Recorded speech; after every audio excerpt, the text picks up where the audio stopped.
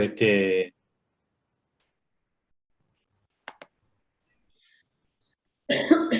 Adelante, doctor, adelante, presente, ¿no? Hola, Sí, hola, adelante, adelante. ¿está pronto? Sí, sí, puede presentar. ¿Sí? Sí, sí. Bueno, buenas noches a todos. Gracias por estar. Como presidente de la Sociedad Uruguaya de Operatoria Dental y Biomateriales, es un gusto para mí presentarles en la noche de hoy a la estimada colega y amiga Cecilia Cedrés, que nos va a desarrollar una temática muy interesante, que es el manejo de caries profundas en pacientes jóvenes, un tema que ha cambiado un poco los paradigmas que veníamos manejando quienes tenemos más años en la operatoria dental, con muchas novedades, y que va a ser un tema por demás interesante.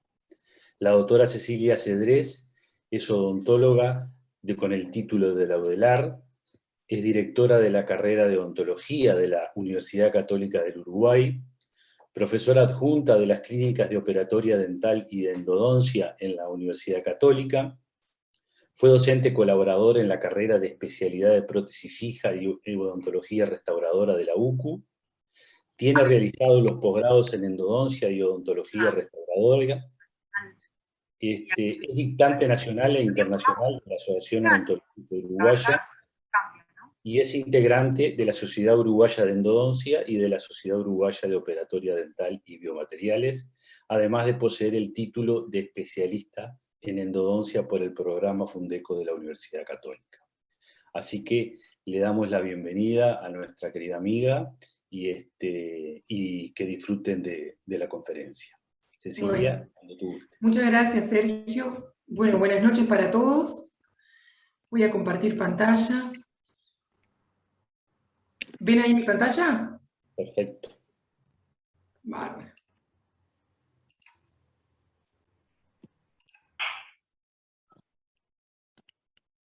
Bueno, muchas gracias por este espacio, para venir a compartir un tema con ustedes. El tema que traje para conversar hoy es manejo de caries profunda en pacientes jóvenes. Vamos a hablar de la relación estrecha que tienen estas dos disciplinas, endodoncia y odontología restauradora, lo que es el diagnóstico actual de caries profunda, qué consideramos hoy caries profunda, qué características va a tener la pulpa en estos pacientes de esta franja etaria. Hablamos de pacientes jóvenes, nos referimos a pacientes de 6 a 17 años. Vamos a hablar de la importancia de la evaluación del estatus sistémico del paciente. Por supuesto, de la evaluación del estatus pulpar. Es algo que se nos critica mucho a nosotros como rehabilitadores, como que a veces desestimamos la capacidad de esa pulpa y de estudiar el estatus pulpar. Vamos a hablar también de las opciones actuales de tratamiento para la caries profunda en este tipo de pacientes, cuáles son las terapias pulpares vitales a utilizar, y vamos a hablar un poco de los materiales bioactivos. La endodoncia y la odontología restauradora son disciplinas que están muy relacionadas. Trabajan sobre el órgano dentino pulpar en una muy estrecha vinculación. Nosotros, en todas las piezas vitales, tenemos que considerar lo que es la protección de ese órgano dentino pulpar. Tenemos que considerarlo mucho. Que siempre decimos que la protección del órgano dentino pulpar no es, bueno, en esta preparación dentaria voy a colocar una base o no, o ni hablar cuando tenemos exposiciones, sino que la protección del órgano dentino pulpar nosotros la vamos a hacer desde el vamos. Desde que damos anestesia, que sabemos que estamos causando una vasoconstricción, durante todo el tallado de nuestras preparaciones, sabemos que todo lo que nosotros hagamos sobre dentina va a repercutir, va a tener un efecto sobre la pulpa. Cuando usamos adecuada refrigeración, cuando tratamos de compensar el calor friccional. Luego también a la hora cuando vamos a hacer nuestra restauración, si por ejemplo vamos a hacer una restauración adhesiva, bueno, cuando seleccionamos qué estrategia de adhesión va a ser más adecuada para ese caso, si tenemos la necesidad de colocar o no una base o liner, qué estrategia vamos a utilizar, siempre con el objetivo de conservar esa pulpa sana, de cuidar a ese órgano dentino pulpar. Entonces va a ser imprescindible siempre hacer una correcta evaluación del estatus de esa pulpa, que como vamos a ver más adelante, no es si la pulpa está vital o no vital, es ver si la pulpa está sana o está inflamada. Cuando hablamos de piezas dentarias que fueron tratadas endodónticamente, la odontología restauradora también tiene un rol fundamental. Se habla muchas veces que el éxito del tratamiento endodóntico es cuando se pudo controlar, eliminar toda la patología del sistema de conductos, cuando, de la zona periapical, cuando se logró una obturación tridimensional de todo el sistema de conductos. Pero en realidad el éxito se logra cuando la odontología restauradora le devuelve a esa pieza la forma, la función, la estética que perdió, sellando la corona. Hoy el término fracaso como que está más o menos en desuso, hablamos de falta de curación de las lesiones. Es sabido que un tratamiento endodóntico bueno con una mala restauración va a fracasar antes que un mal tratamiento endodóntico y una buena restauración. O sea, está ampliamente demostrado la importancia que tiene el éxito en lograr un buen sellado a nivel coronario. Rey y Trupp en el 95 evaluaron la relación entre la calidad de la restauración coronaria y la calidad del tratamiento endodóntico. Como conclusión vieron que la salud apical va a depender significativamente más de la restauración coronaria que de la calidad de la técnica de tratamiento endodóntico. Estos autores también vieron que las filtraciones apicales son consideradas causas de fracasos, pero las que suceden a nivel cervical por restauraciones mal adaptadas son las causantes más ampliamente aceptadas de dichos fracasos. O sea que está ya ampliamente demostrado la importancia, siempre nos preocupamos por el sellado apical, la obturación tridimensional. Bueno, es muy, muy importante el sellado coronario. Esta filosofía endorrestauradora no es nueva. En este artículo que publicamos con el doctor José Pedro Corts en el 2005 en la revista Actas Odontológicas de la Facultad de Odontología de la UPU, ya veíamos eso, el tratamiento endodóntico, pero desde la óptica de la odontología restauradora. Y es así que surgen los principios endorrestauradores. En realidad es considerar ítems que son endodónticos, pero mirados desde el punto de vista de la odontología restauradora. Los principios endorrestauradores son 6. Tenemos la técnica endodóntica meticulosa. No vamos a hablar de todo porque esto daría, la verdad, no quiero ahondar mucho porque daría para otra charla. Pero técnica endodóntica meticulosa, preparación coronaria preendodóntica, acceso, la parte de conformación, obturación y sellado cervical, momento de la desobturación. O sea, la técnica endodóntica meticulosa es hacer todo bien, o sea, cumplir con todos los objetivos endodónticos. Las piezas dentarias que requieren tratamiento de conducto, la mayoría de las veces tenemos pérdida de estructura. Entonces, muchas veces nosotros con odontología adhesiva podemos hacer una preparación coronaria preendodóntica, reforzar, devolver las paredes perdidas, para, por ejemplo, que esa pieza se pueda hacer un aislamiento absoluto y se pueda cumplir con los objetivos de la terapia endodóntica. El acceso es lo mismo, muchas veces tenemos los accesos típicos y hay a veces accesos atípicos, por ejemplo a través de restauraciones, por ejemplo accesos cervicales, bueno, pero no quiero ahondar mucho en esto, pero en definitiva son esos, son principios donde tenemos que basar nuestro tratamiento para tener éxito. Yo siempre le digo a los pacientes, el éxito del tratamiento de conducto no es qué lindo me quedó la obturación, me quedó perfecto, no. El éxito es la pieza funcionando en boca el mayor tiempo posible. Y eso se puede dar cuando la odontología restauradora le devuelve a esa pieza lo que perdió, la forma, la función, la estética. Entonces, podemos decir que el primer objetivo en endodoncia, cuando estamos hablando de dientes permanentes jóvenes, es mantener la pulpa vital y sana, ya que sabemos que es el único tejido que es capaz de formar dentina y tejidos duros. Todos los tratamientos conservadores que hagamos van a tener éxito solamente si logramos realizar un buen diagnóstico previo.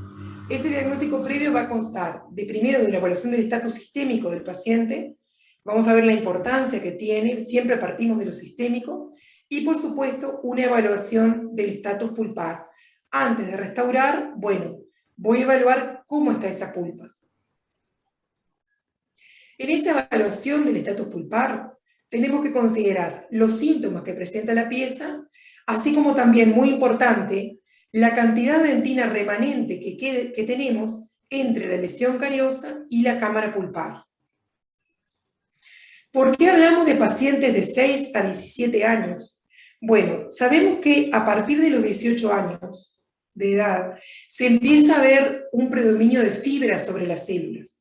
Vamos a tener procesos de fibrosis y calcificaciones. Además, con el envejecimiento de la pulpa se va a dar una disminución en el número de células, ¿tá? Y un aumento de fibras, como dijimos, como consecuencia de la continua formación de dentina en condiciones normales. Y ni que hablar frente a agresiones, ¿no?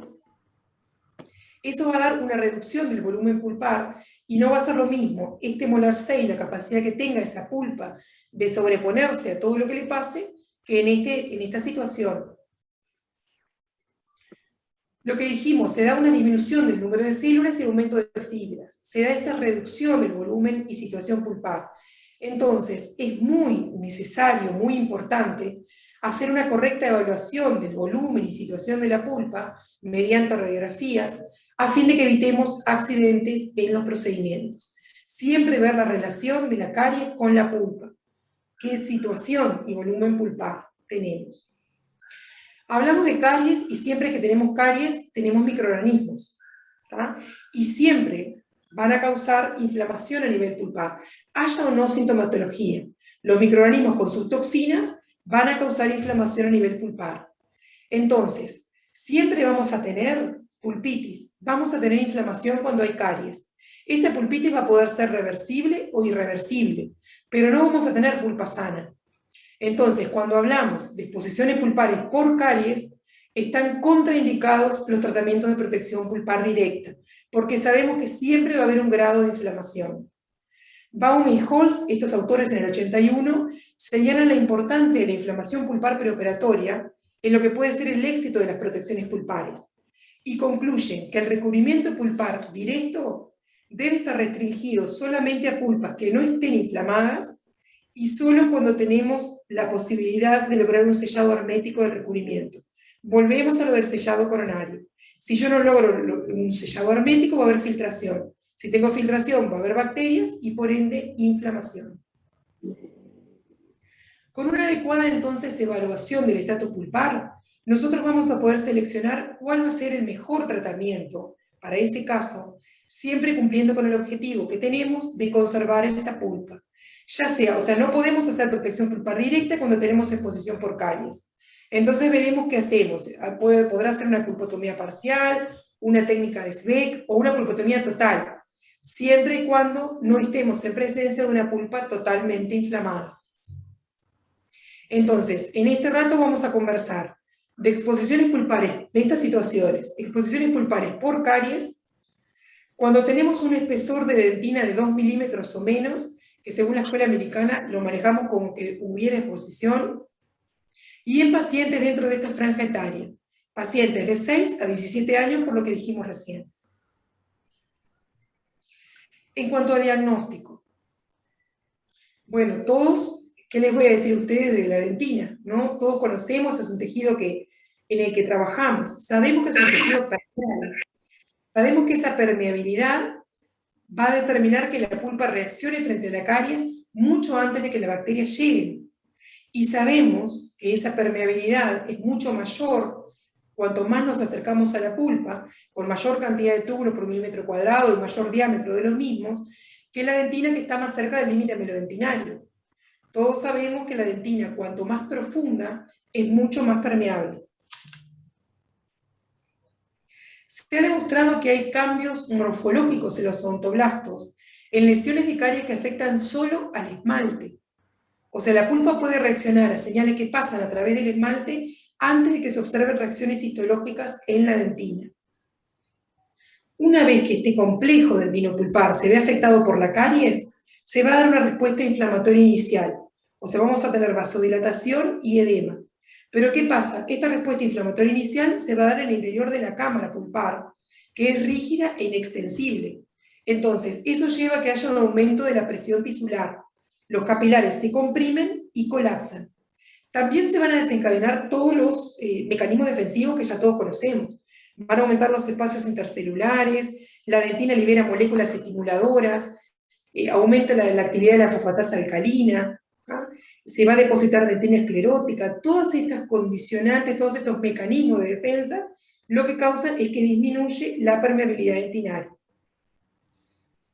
Según estos autores, Jordan y colaboradores, antes de decidir el tratamiento, es importante, como dijimos, evaluar la profundidad de la lesión cariosa y también la actividad de la misma, o sea, el color, la consistencia, la textura, así como dijimos, hacer un estudio radiográfico para ver qué volumen y situación pulpar tiene esa pieza dentaria y qué relación tiene con la caries.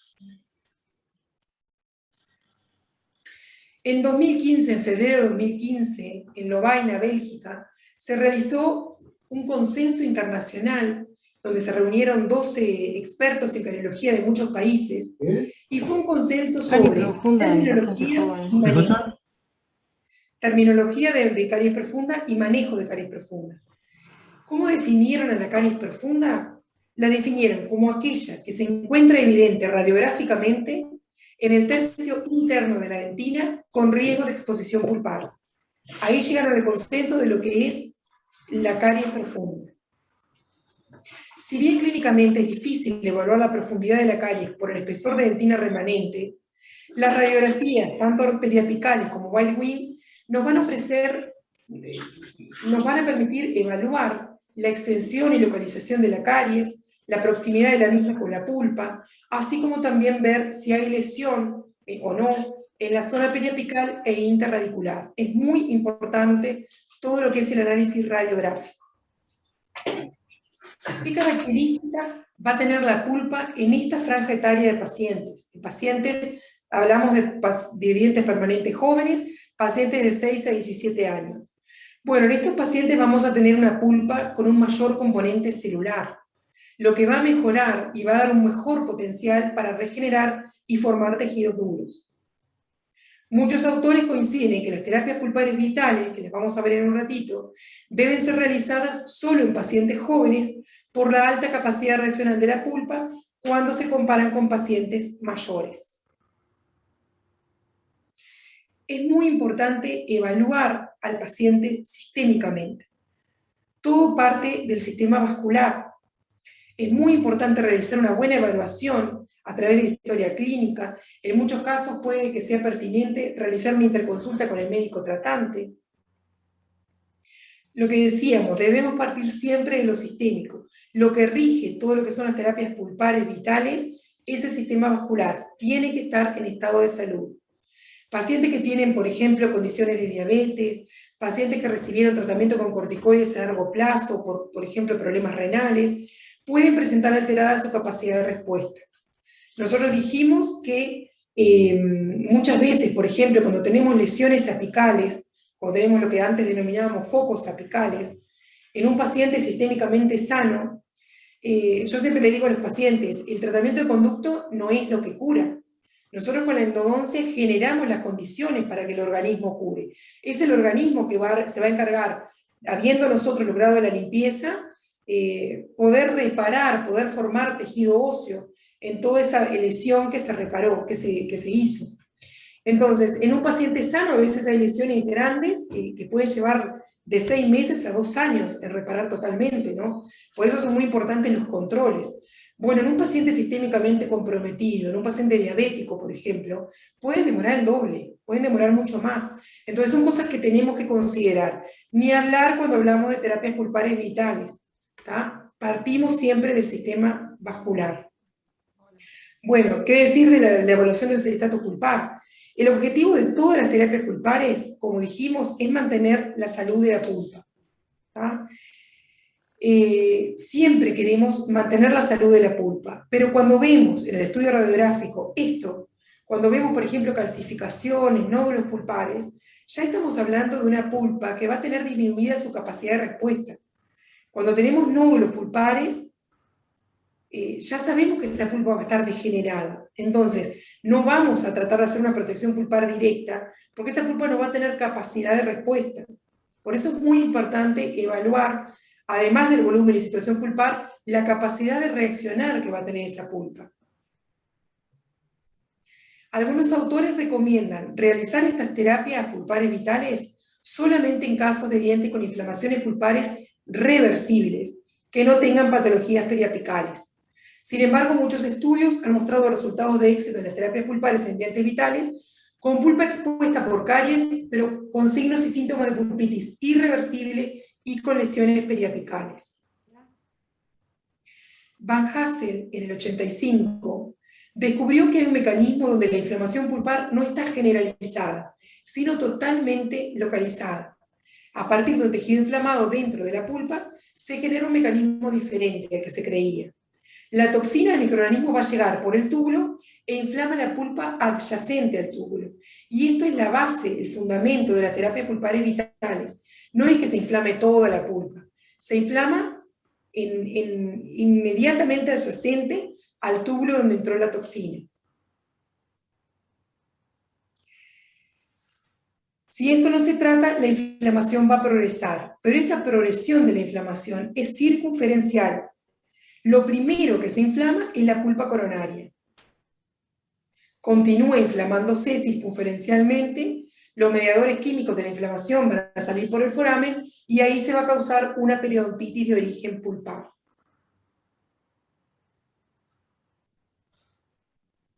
Hargreaves, en el 2002, estudió la inflamación pulpar e identificó que cuando hay inflamación, están sobreestimulados los umbrales de sensibilidad de los nociceptores pulpares.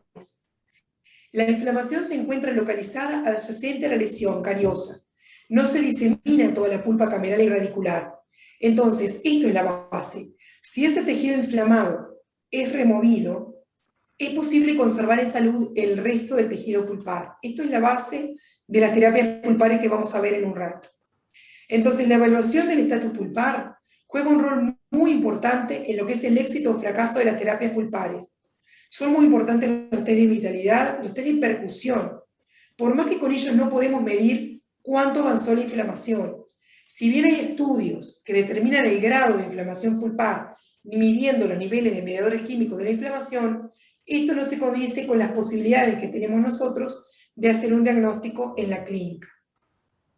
Entonces, viene un paciente con caries profunda. ¿Qué tenemos que evaluar? Primero que nada, el estado de salud del paciente. Como dijimos, la importancia del estatus sistémico. La edad. Dependiendo de la edad, ver qué respuesta puede haber tenido esa pulpa frente a la patología. Dijimos, mayor de 18 años, va a haber un componente más fibroso, va a haber una reducción del volumen, ya no es lo mismo que los pacientes que estamos hablando nosotros, de 6 a 17 años. Esta evidencia del año 81 de Tronstad es muy importante. Tronstad estudió pulpitis y periodontitis y concluyó que solo el 5% eran pulpitis y periodontitis sintomáticas. El resto, el 95% de los que estudiaron, eran asintomáticas. Esta evidencia es muy importante. Volvemos a lo de Hargreaves, que vio que, como dijimos, cuando hay inflamación, están sobreestimulados los umbrales de sensibilidad de los nociceptores pulpares. Entonces, en un paciente que viene asintomático, ¿qué tenemos que determinar? Si hay inflamación o no. ¿Cómo evaluamos la sensibilidad de los nociceptores? Con la percusión. Hacemos la percusión horizontal en esa pieza y en otro para comparar el umbral de percepción al nociceptor. Luego hacemos la percusión vertical. En un paciente mayor de 18 años, si nosotros tenemos que dio positivo el test horizontal, positivo el test vertical, hacemos test de frío, test térmico, si persiste, hay que hacer el tratamiento endodóntico. Y no es endodoncia preventiva, es endodoncia terapéutica. Esa pulpa no va a poder recuperarse. Después de la evidencia esta de Tronstad, estadísticamente, las pulpitis en la mayoría son asintomáticas. Acuérdense, el 95% eran asintomáticas. Entonces, antes de tocar una pieza para restaurar, lo primero a evaluar es el estatus pulpar, que no es si está vital o no vital, es si está sana o está inflamada. Esa es la pregunta. Entonces, es muy importante hacer un buen diagnóstico clínico. Y un diagnóstico preciso puede solamente resultar de la síntesis de conocimiento científico. Tenemos que saber saber los cuadros, saber diferenciar las características de cada uno, tener experiencia clínica, intuición y, como en todas las cosas, sentido común. Entonces, ¿cuál es nuestro rol? ¿Cuál es nuestro rol frente al diagnóstico? Según Walton, el poder elaborar un diagnóstico, un plan de tratamiento, es lo que nos va a diferenciar a nosotros, a lo que es un profesional, de un técnico. Nosotros tenemos que partir de una historia médica dental, motivo de consulta, saber escuchar al paciente, cuál es la queja principal. Realizar los test diagnósticos, como dijimos, percusión horizontal, percusión vertical, test térmico, saber interpretar diferencialmente los resultados, hacer un buen manejo psicológico del paciente durante el procedimiento de los test, y de esa forma sí poder formular un diagnóstico apropiado y ahí poder planificar cuál va a ser el tratamiento más adaptado a ese paciente. Decíamos conocimiento científico, hay cosas que tenemos que saber. Por ejemplo, un diente con el ápice abierto, un diente incompletamente formado. Estamos hablando de pacientes jóvenes que muchas de las veces tienen los ápices abiertos. Nosotros podemos hacer un test térmico frente a un traumatismo, por ejemplo.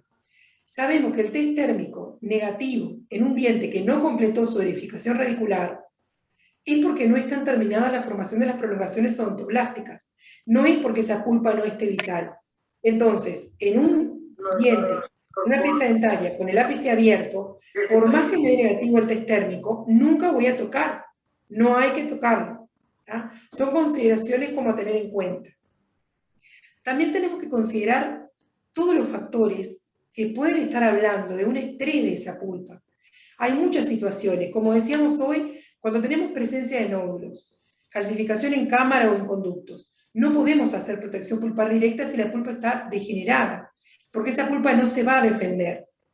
Si están los cálculos pulpares, como la radiografía que veíamos hoy, la dejamos quieta. Ahora, si hay caries, o yo tengo la necesidad de cambiar esa restauración, y es un paciente mayor a 18 años, hay que hacer tratamiento endodóntico. Otras situaciones que nos pueden causar estrés pulpar, bueno, el caso de las reabsorciones, conductos muy estrechos, restauraciones amplias, cámaras pulpares reducidas, esas pulpas que vienen resistiendo a muchas restauraciones de hace muchos años, cuando hay osteitis, enfermedad periodontal, bueno, acá entramos en todo el capítulo de lo que son las endoperio, todas las enfermedades periodontales que empiezan como periodontal primaria y que pueden terminar, por el grado, pueden terminar generando inflamación en la pulpa. Entonces la pregunta es, no es tanto si está vital o no, sino es, ¿está sana o está enferma? Como dijimos, la respuesta positiva al test no me dice si hay salud o no. Cuando hay caries o hay necesidad de cambiar la restauración, hay que hacer el tratamiento. Entonces el diagnóstico contemporáneo es, ¿existe la pulpa normal? En la anamnesis tenemos 5 preguntas que nos van a ayudar a establecer un diagnóstico. ¿Cuál es el problema? ¿Por qué consulta? ¿Por qué vino? ¿Cuándo empezó? ¿Cuándo lo notó por primera vez? ¿El dolor aumenta con el frío, con el calor, al masticar? ¿El dolor aparece solo? ¿Disminuye con el frío-calor? Son todo preguntas que nos van a ayudar a establecer nuestro diagnóstico. No es posible determinar el tipo y la severidad de la lesión pulpar por la ausencia o presencia de síntomas. Volvemos a la evidencia de Tronstad. Como norma, la inflamación pulpar es asintomática. En cuanto al tratamiento de caries profunda en estos pacientes.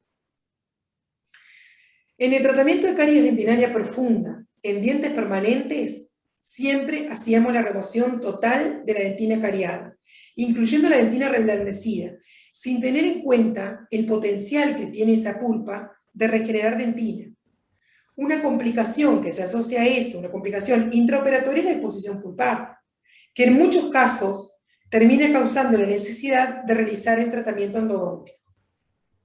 Se ha demostrado que la eliminación de caries por etapas en 2 sesiones distintas, con meses de diferencia entre una y otra, disminuye la frecuencia de exposiciones pulpares, ya que permite la formación de dentina.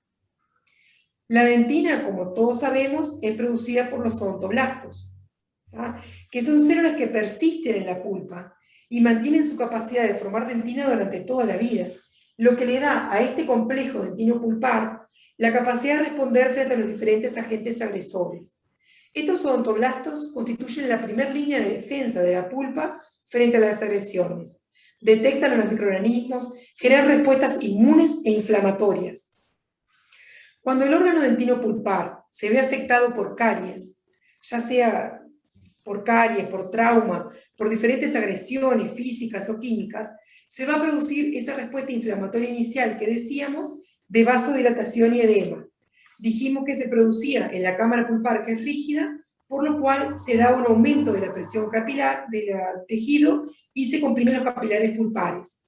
Este es un fenómeno localizado, como dijimos, y muchas veces subestimamos, porque muchas veces, la mayoría de las veces, los sistemas de feedback revierten esta inflamación a niveles normales, pero otras veces la exacerbación de la agresión provoca una afectación irreversible y generalizada, que a veces puede llevar a la necrosis de la pulpa.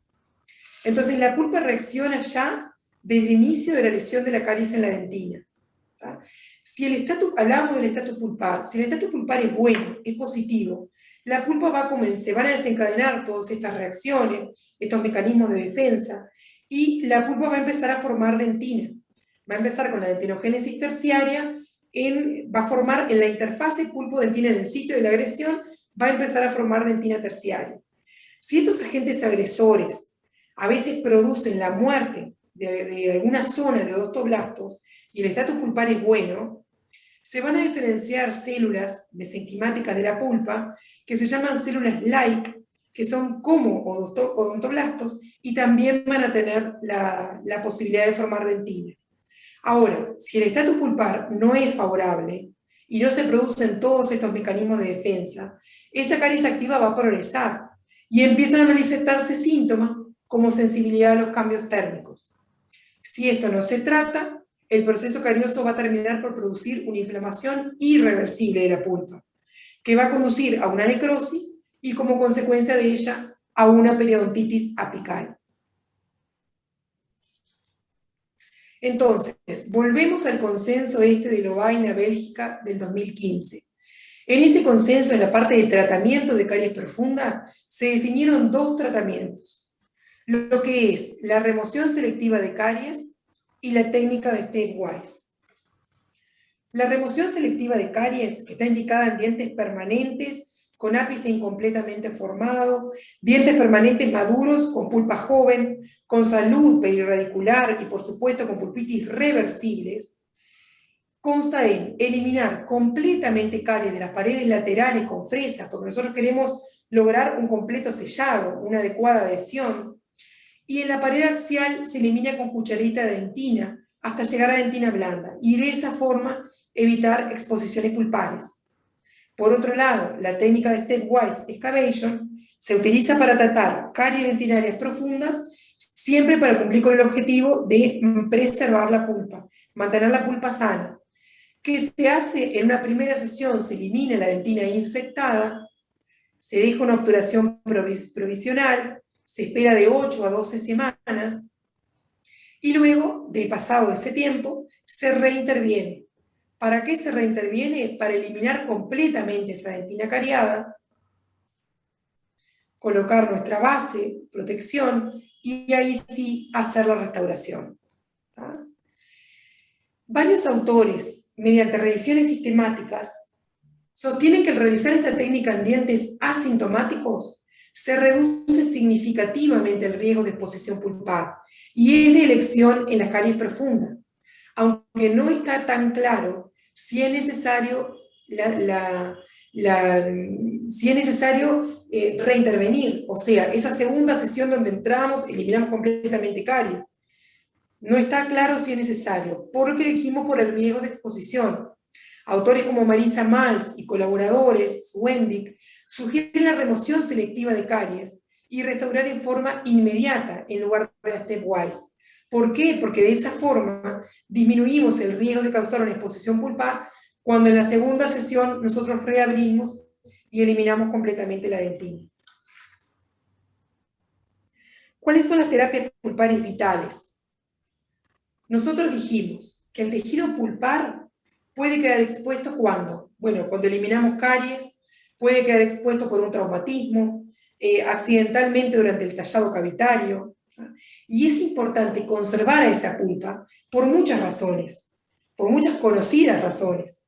Pero además de las funciones de nutrición, la función sensitiva, la función de defensa, el mantener la pulpa vital asegura que se dé una pexogénesis adecuada. Hablábamos de pacientes jóvenes, ¿tá?, que muchas veces tienen el ápice abierto. Entonces, el mantener esa pulpa va a permitir una adecuada edificación, pero no solo en largo de la raíz, sino una adecuada formación en ancho, acá, que es muy importante, ¿tá?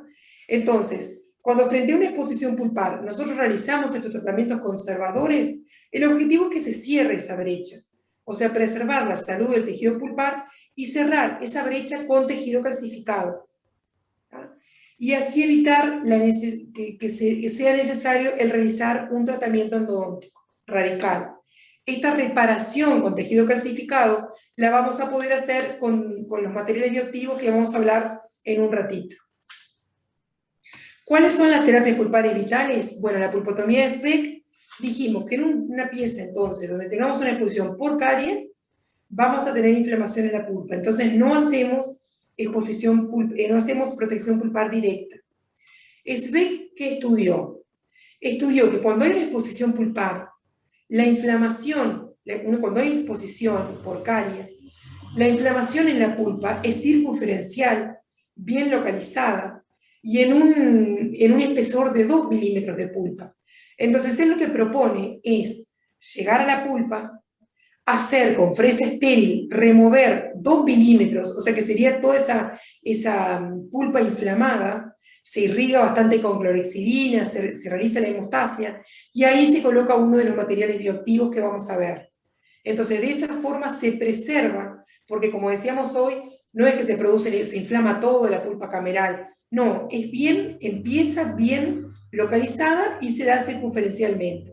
Ahora, si es un paciente donde nosotros al abrir vemos que hay una hemorragia mayor, que hay inflamación, que ya el paciente relata dolor nocturno, por ejemplo, también, se mantiene, dura más el test térmico positivo, bueno, en esas situaciones ya optamos por una pulpotomía cameral, o sea, eliminar completamente la pulpa de la cámara. Esas son las terapias pulpares vitales. Bueno, ¿cuáles son los materiales a utilizar? Históricamente, y es conocido por todos, usábamos el hidróxido de calcio, tanto para lo que es las protecciones pulpares, las pulpotomías. Bueno, no me voy a detener en esto porque todos sabemos las ventajas del hidróxido de calcio, y es un material excelente, y se sigue utilizando, y es el material de elección, para todo lo que es medicación entre sesiones en endodoncia. Pero sabemos también, conocemos sus desventajas, ¿tá? Como desventajas, sabemos que tiene una pésima unión a la dentina, no se une a la dentina, es muy inestable mecánicamente, y lo más importante, sufre reabsorción. Esto lo que permite es la microfiltración a largo plazo. También sufre una pérdida de pH. Si bien tiene un pH alcalino, ese pH se pierde en el tiempo. Al disociarse iónicamente, el pH se pierde. Andreasen sostiene que exposiciones mayores de 30 días demostraron un aumento de la fragilidad dentinaria. Esto hay que tenerlo muy en cuenta cuando estamos hablando de traumatismos, por ejemplo, y cuando en piezas dentarias que sufrieron traumatismo, nosotros hacemos esas medicaciones que hacíamos como para evitar la reabsorción. Bueno, hay que tener en cuenta esto. Hasta 30 días lo podemos utilizar. Entonces, hoy en día contamos con materiales bioactivos que han mejorado mucho estas propiedades del hidróxido de calcio. Estos materiales, ¿por qué se llaman bioactivos o biocerámicos? Que se llaman hoy por su composición. Son sustancias que son inertes, pero que al ponerse en contacto con los tejidos vivos, provocan un efecto sobre los mismos, ¿tá? Se incorporan en un sistema vivo para restaurar alguna función. En nuestro caso, ¿qué es lo que queremos? Que se forme tejido calcificado.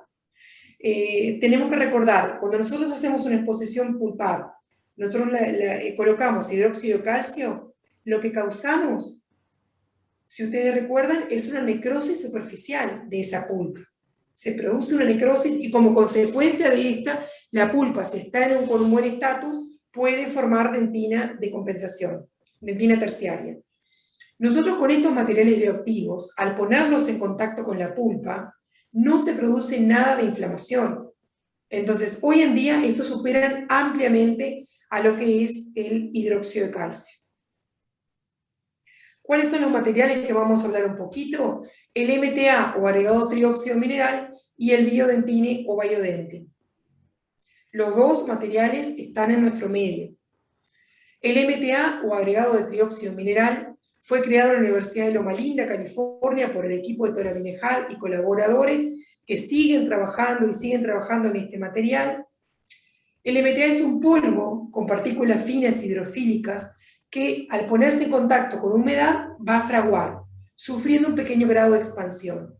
¿Tá? Al hidratarse el polvo con el agua destilada se forma un gel que va a solidificar para formar una estructura dura y resistente, y esto es muy importante, va a mantener el pH alcalino, ese pH alcalino es estable en el tiempo después del fraguado.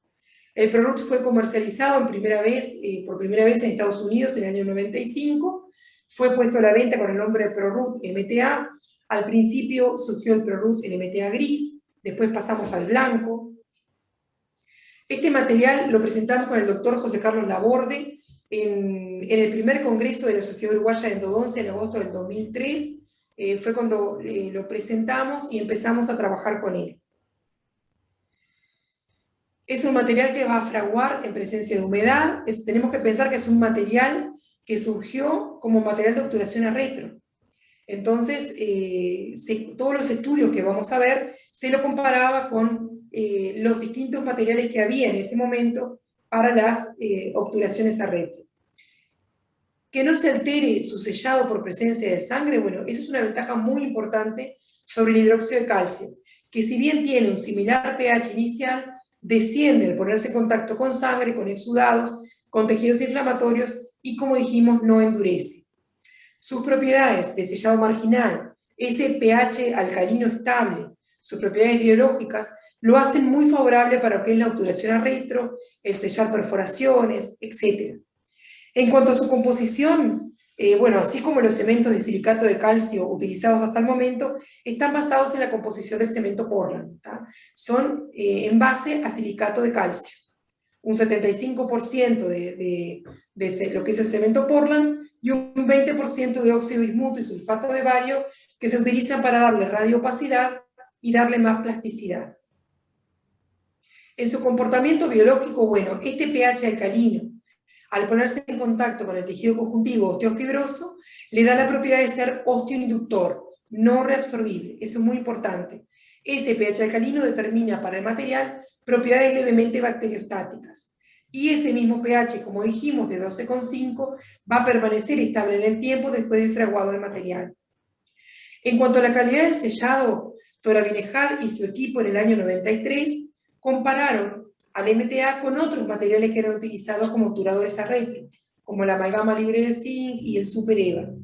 Vieron que las cavidades obturadas con MTA había menor grado de filtración, incluso presentándose casos sin filtración. Al año siguiente compararon la filtración de colorantes, pero en presencia de humedad y sangre. Vieron que la filtración con el MTA era menor, no afectándose por la presencia de sangre. En cuanto a la actividad antimicrobiana, bueno, tiene un mayor efecto sobre lactobacillus, mitis, mutans y salivarios y un menor efecto sobre Streptococcus fecalis. En su comportamiento físico se adosa a la dentina, no se va a adherir a la dentina, pero se adosa en forma íntima y esto le da una excelente capacidad de sellado. La fuerza compresiva del MTA en 21 días es de alrededor de 70 megapascal. En cuanto a la radioopacidad, según SAE y colaboradores, es más radiopaco que la gutapercha y la dentina. En cuanto al tiempo de fraguado, podemos decir que es una desventaja. ¿Tá? Al principio era mucho mayor, hoy el MTA demora 2 horas 45 minutos en fraguar. En cuanto a la resistencia compresiva, también es menor. Fíjense, en comparación con la amalgama, es de 70 megapascal. En cuanto a la solubilidad, no hay signos significativos de la solubilidad en agua para el Super EVA, la amalgama y el MTA, mientras que sí se observaron para el IRM. La manipulación, bueno, es un material que se va a preparar en loseta, con espátula estéril, se va incorporando, viene en sachets, y pipetas, se va incorporando el polvo al líquido, se va humectando, podemos rehidratarlo, si nos quedara muy espeso lo podemos rehidratar, no es un material amigable para trabajar, ¿tá? Depende de dónde lo tengamos que poner. En el caso de una pulpotomía, en el caso de una perforación de piso, no hay ningún problema. Ya cuando lo queremos manipular y llevar un ápice, por ejemplo, ya no es fácil, no es muy amigable, hay que tener mucha paciencia. Su comportamiento clínico reveló que es biocompatible, tiene una muy buena, excelente capacidad de sellado, tiene un efecto inductor sobre células formadoras de osteocemento, entonces es un material que empezó como para usarlo en perforaciones, como cirugía como material de obturación a retro en cirugías apicales, pero también se fue después utilizando todo lo que era en terapia pulpar vital. Numerosos estudios han demostrado in vivo e in vitro la excelente biocompatibilidad y sellado del MTA. Es muy importante todo lo que son los estudios in vivo. Estos autores en el 2015 hicieron una revisión del material, como dijimos, no es un material nuevo, tiene más de 20 años. Entonces, vieron todo esto, lo que hablábamos, las propiedades de biocompatibilidad, el poder fraguar en presencia de sangre y humedad, adecuadas propiedades mecánicas y sus limitaciones también. El largo tiempo de fraguado, la baja radiopacidad y lo que decíamos, la dificultosa manipulación. Algunos casos clínicos. Acá tenemos una protección pulpar indirecta con MTA. Acá es un material que va a demorar en fraguar, entonces en la siguiente sesión se saca el ionómero, antes también se colocaba el MTA, se dejaba una torunda húmeda y arriba el ionómero, hoy ya no lo hacemos, está demostrado que se puede colocar perfectamente el ionómero arriba. Bueno, y en una segunda sesión se dejaba como base y ahí se hacía la restauración. Acá el caso de un traumatismo, lo que dijimos, hay que tener mucho cuidado, es la pulpa la que tenemos que conservar sana para que pueda seguir edificando esa raíz. En ese traumatismo se hace una protección con MTA, con agregado de trióxido mineral, y bueno, van viendo en los controles cómo se va logrando el cierre del ápice. Nadie mejor que la pulpa va a terminar de edificar esa raíz. Otro caso, otro trauma con exposición pulpar. En este caso sí se puede hacer una protección pulpar directa, acá no tenemos caries, y ahí se produce el cierre. Muy importante los controles, muy importante. Bueno, el otro material que te contamos en el medio es el biodentine, o Biodentin de la firma Septodont, que también lo presentamos con el doctor Laborde también, el doctor Andrea Gianni, en actas, lo empezamos a utilizar en el 2014, hicimos este artículo para la revista de facultad también, como una nueva alternativa biocompatible, era un material nuevo que surgía y lo empezamos a estudiar y comparar con el MTA, que era lo que utilizábamos nosotros, ¿no? ¿Qué hizo Septodont? Con el propósito de mejorar algunos inconvenientes, como dijimos, la manipulación, el largo tiempo de fraguado del MTA, es que se empiezan a desarrollar nuevos materiales basados en silicato de calcio. Entre estos materiales surge el Biodentin de Septodont, que está recomendado, además de las indicaciones endodónticas similares a las del MTA, como material de restauración. El Biodentin o Biodentin no es un material que vayamos a usar ni para reparaciones de perforaciones, ni como material de obturación a retro. Es un material con indicaciones endodónticas, ¿tá? Para el manejo de pulpa vital. El principal objetivo que tuvo la firma Septodont fue desarrollar un material que basado en silicato de calcio, pero que tuviera propiedades superiores a los ya existentes.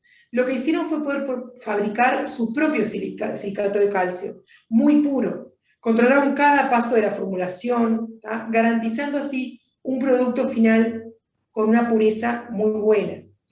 Los materiales bioactivos, como decíamos hoy, son materiales que, si bien son farmacológica inertes, al ponerse en contacto con los tejidos van a liberar elementos. La dentina incorpora estos elementos, y esto es lo que causa una modificación de la estructura de la dentina, con lo que adquiere mayor resistencia. Se ha demostrado que la incorporación de estos materiales en la dentina con el MTA son menor que con el biodentina. Acá tenemos algunas microfotografías del doctor Uribe Echeverría, que vemos la interacción química que hay entre el biodentina y la dentina. Fíjense a 1250, a 2500, a 3000 aumentos, ven los tags, se ven como verdaderos tags de biodentina dentro de la dentina. Esto no pasa con el MTA. El MTA, si bien se adosa íntimamente, no se adhiere, el biodentina sí. En la composición química, bueno, es un material, como dijimos, basado en trisilicato de calcio, de rápido fraguado. El principal componente del polvo va a ser el silicato tricálcico, similar al MTA blanco, el óxido de circonio es lo que le va a dar radiopacidad al cemento, el líquido del vehículo contiene cloruro de calcio como acelerador y policarboxilato modificado, que lo que va a hacer es reducir la cantidad de agua que requiere la mezcla, permitiendo así una fácil manipulación. Estudios in vitro muestran, bueno, este cemento a base de silicato de calcio cristaliza cuando es mezclado con el vehículo. Lo que dijimos, de la misma manera que con el MTA, se va a hidratar el silicato tricálcico y se produce un gel, por un lado gel de silicato de calcio y por otro lado hidróxido de calcio. La reacción, el tiempo de fraguado inicial es de 6 minutos y el tiempo de fraguado final es de 10 a 12 minutos. Esta es una ventaja muy importante cuando lo comparamos con el MTA. ¿A qué se debe? ¿Cómo pudieron mejorar el tiempo de fraguado? Bueno, por el cambio en el tamaño de las partículas y por la adición, como dijimos, de este cloruro de calcio, que es un acelerador de la reacción. En cuanto a la resistencia mecánica, bueno, dijimos que uno de los problemas de los cementos ya existentes eran las bajas propiedades mecánicas.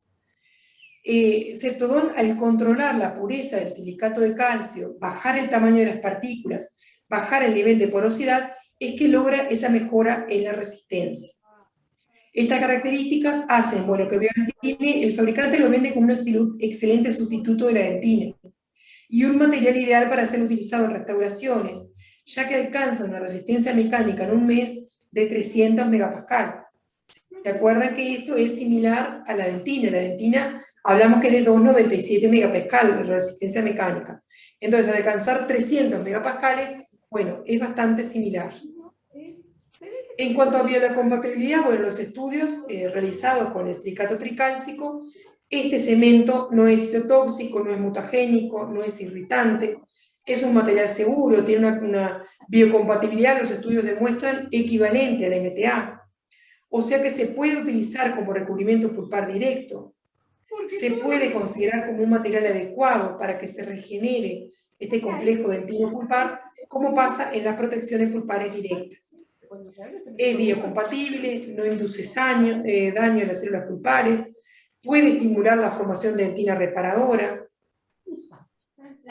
Hay muchos estudios, pero siempre lo que decimos en lo que es tratamiento de pulpa vital.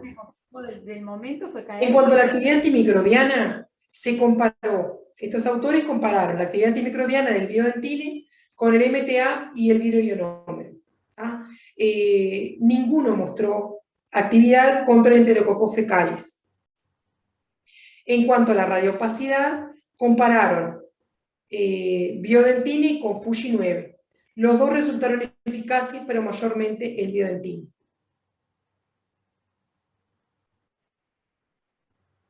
Acá también se comparó el MTA, el IRM, el biodentina y concluyeron que todas eran superiores a las recomendadas por las normas ISO. El IRM fue el material más radiopaco, mientras que los cementos de silicato de calcio tienen similar radiopacidad. La del biodentina todavía es un poco menor que la del MTA. En cuanto a la manipulación, bueno, no sé si ustedes conocen este material, si lo han utilizado. Es un material que viene en cápsulas con el polvo y pipetas con el líquido, viene en monodosis. Esto es lo que tiene, se tiene que usar una vez y requiere de utilizarse en amalgamador. Se colocan las gotas de la pipeta, que son más o menos 5 gotas, primero hay que batir la cápsula, se colocan las 5 gotas y esto se lleva a amalgamador y se hace un ciclo de 30 segundos. Nosotros intentamos, a lo primero, utilizar este material, ver qué pasaba si lo preparábamos nosotros. Bueno, no eran las mismas, no se tuvieron los mismos resultados. O sea, hay que usarlo en el amalgamador y después se puede llevar a la cavidad, se puede utilizar portaamalgamas, paletillas, es más amigable que el MTA, porque la consistencia que logramos es mejor, ¿tá? Es un material mucho más amigable. Es más, si queremos una resistencia mayor, se puede poner un ciclo más.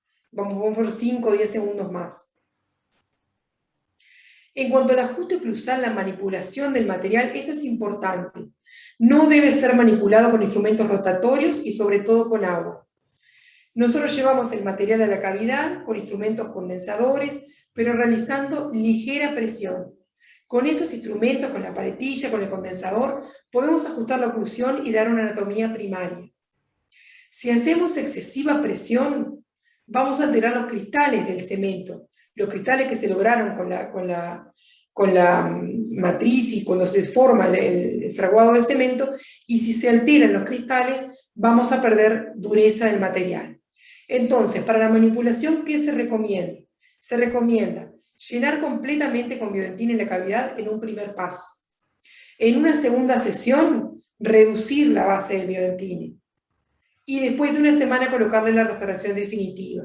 Entonces, por un lado, podemos decir, bueno, el biodentine, no sé, vamos a hacer una pulpotomía o vamos a hacer una protección pulpar directa. Bueno, es ventajoso frente al MTA porque fragua más rápido. Pero por otro lado, los estudios demuestran que tengo que esperar una segunda sesión para colocar la restauración definitiva. Entonces, eso hay que tenerlo en cuenta. Esto es importante ¿para qué? Para dejar que termine todo el cristalizado completo del cemento. Como dijimos, los cristales son los que le van a dar la dureza del material. Entonces, si vamos a realizar una restauración con resina compuesta en la misma sesión, es importante sí o sí esperar esos 15 minutos después de colocado el biodentine. En este estudio, en el 2012, compararon el sellado marginal del biodentine y del Fuji 2 al ser utilizado como base de resina compuesta. Vieron que el biodentine se comporta mejor sin recibir acondicionamiento con ácido. Camilleri también, que ha estudiado mucho este cemento, comparó el biodentine con el Fuji 9 y el Vitrebond, cuando son utilizados como liners. Comprobó que el biodentine sufrió cambios estructurales luego de grabado con ácido fosfórico. Entonces no es tan bueno en la misma sesión colocar la resina. Las obturaciones con biodentine mostraron desgaste superficial en un 25% antes de los 6 meses y un 30%, o sea, este desgaste aumenta después con el tiempo.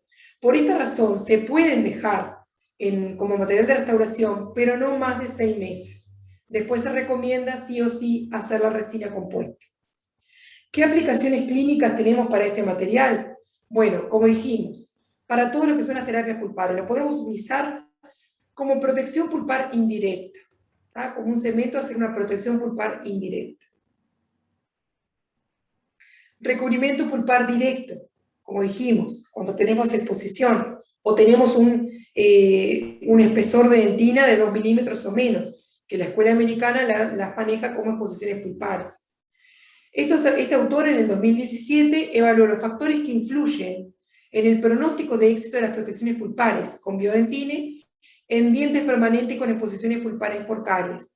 Vieron que la edad tenía un efecto significativo. Volvemos a lo que dijimos del factor de la edad. Acá también estudiaron 50 pacientes, mostraron 100% de éxito con ambos materiales. ¿Qué limitaciones tuvo este estudio? Acá compararon MTA y biodentine. Como limitaciones tuvieron el periodo de seguimiento y las muestras pequeñas. Decíamos hoy que son muy importantes los estudios in vivo, pero también ver el nivel de evidencia de los estudios. ¿Tá? Cuando hay periodos cortos, muestras pequeñas, ojo, cuidado. Recubrimientos pulpares directos después de un traumatismo dentoalveolar. Volvemos a los ápices abiertos y al control de cómo se va dando esa edificación. Pulpotomías. ¿Tá? Es un material muy bueno para todo lo que es el manejo de pulpa vital. Algunos casos clínicos. Acá se está eliminando caries, se hace la exposición. En este caso hicimos la pulpotomía de Sveck. Se eliminó con fresa, estéril por supuesto, 2 milímetros de la pulpa. Ahí se está haciendo toda la hemostasia con clorhexidina y ahí se coloca el biodentine. Se rellena toda la cavidad y en una segunda sesión se realiza la restauración. En este caso se están removiendo esas restauraciones, se produce una exposición pulpar puntual, bueno, también se rellena todo con biodentine, cuidado con el ajuste cruzal, como decíamos, de no hacer excesiva presión, y en una segunda sesión se baja, se deja como base, y ahí sí podemos grabar, podemos realizar nuestra restauración adhesiva sin ningún problema. Ahí vemos el antes y el después. Parinok y Toravinejad, en el año 2018, vieron que hay gente que sigue estudiando, ¿no? Hicieron una revisión de todos los materiales bioactivos. Estudiaron el MTA por Toravinejad, después el MTA+, el Neo-MTA, el biodentine, el Teracal. Entonces se ha sugerido que este estudio está muy lindo para ver, porque vieron que estos materiales tienen propiedades similares y mejoran algunas de las desventajas. En este artículo se revisó y comparó el uso de estos materiales en la terapia pulpar vital. En todos los artículos siempre se compara con el MTA porque el MTA es el material que está muy demostrado, ya tiene más de 20 años. Entonces muchos de estos materiales que fueron surgiendo tienen resultados muy prometedores, pero sería necesario mayor número de estudios para poder hacer un análisis estadístico de los resultados. Los controles posoperatorios de estas terapias pulpares vitales son clínicos y radiográficos. En el primer año evaluamos cada 3 meses y después cada 6 meses hasta 3 o 4 años. Como conclusiones, ¿qué podemos decir? Primero, de lo que decíamos de la filosofía endorrestauradora. Bueno, decíamos que a menudo consideramos como éxito cuando el tratamiento de conducto logra eliminar completamente la patología, logra esa obturación tridimensional, pero tenemos que recordar que si bien esto es imprescindible, solo podemos hablar de éxito definitivo cuando la odontología restauradora le devuelve a esa pieza todo lo que perdió, sellando definitivamente la corona con los procedimientos restauradores. Acuérdense lo que decíamos, que es muy importante planificar y hacer una rehabilitación endorrestauradora. Ya no es más, yo hago la endodoncia y bueno, después veo si le pongo perno, si no le pongo perno, qué tipo de restauración hago. No, desde el vamos, yo ya tengo que ejecutar estos principios que hablábamos, estos principios endorrestauradores, que ya les digo, sería material como para otra charla porque es muy interesante y se puede andar, pero tenemos que tenerlo como pilares fundamentales para lograr el éxito definitivo. En lo que hablábamos de la parte de terapias pulpares vitales, bueno, tener en cuenta el objetivo. ¿Cuál es el objetivo? Conservar esa pulpa sana, sobre todo en los pacientes jóvenes que hablábamos. Permitir que ésta siga cumpliendo con sus funciones, permitir que ésta siga edificando a esa raíz, tanto en largo como en ancho. Para que tener éxito en estas terapias pulpares, bueno, decíamos, partir de una correcta evaluación del estatus sistémico, todo lo rige el sistema vascular, una correcta evaluación del estatus pulpar, ver qué capacidad va a tener de reaccionar esa pulpa frente a los diferentes estímulos y diferentes tratamientos. Saber que desde hace ya muchos años contamos con los materiales biocerámicos, las buenas propiedades que tienen, la posibilidad de promover respuestas positivas, de no causar ni inflamación y por supuesto no provocar necrosis en el tejido pulpar.